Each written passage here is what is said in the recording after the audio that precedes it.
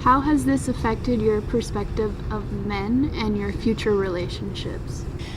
My perspective of men has changed dramatically because when all of the experiences with this has happened, I really hated all men because I just thought they were all the same and they were all going to be abusive and hurtful. But once I realized that they weren't all the same and that you kind of just have to have enough of a value for yourself to find someone that would value you the same or even higher than that. From the first experience, I hated all men, and now I think that every single person has a life that they have lived and you don't know what they're going through, and honestly, you need to get to know someone before you can judge. Have you made contact with your attacker or attackers since the incident? Why? I'm actually very close to my stepdad. My parents never got divorced after the experiences. We kind of just talked through it. I never went to counseling for any of these.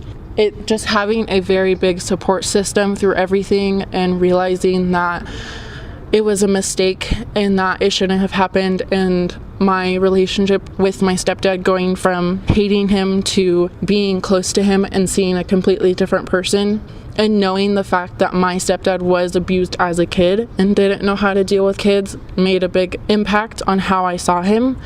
I have not talked to my ex-fiance since the attack after he raped me and abused me throughout that relationship.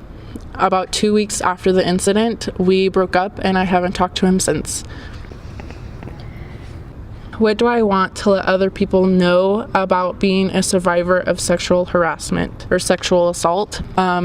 Is that it happens more than you think it does. You think that you can be in a relationship and you can trust that person, but you should always be on guard. I was in the relationship for a year and a half with my ex-fiance. When it was about a year, we went and partied and I got a little more intoxicated than I wanted to, and he took advantage. He choked me to the point that I blacked out first, and then he proceeded to rape me. I woke up the next morning to find out that I was in extreme pain, and I was around people that didn't know anything that had happened, so no one saw anything, and I had to pretty much figure it out by myself.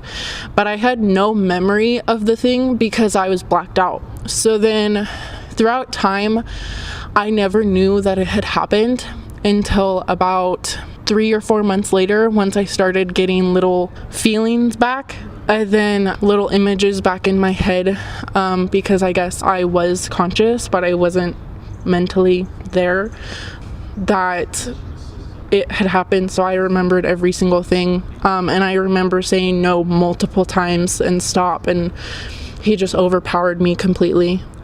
Just be aware, and honestly, don't think that everyone's out to get you, but don't take your guard down either.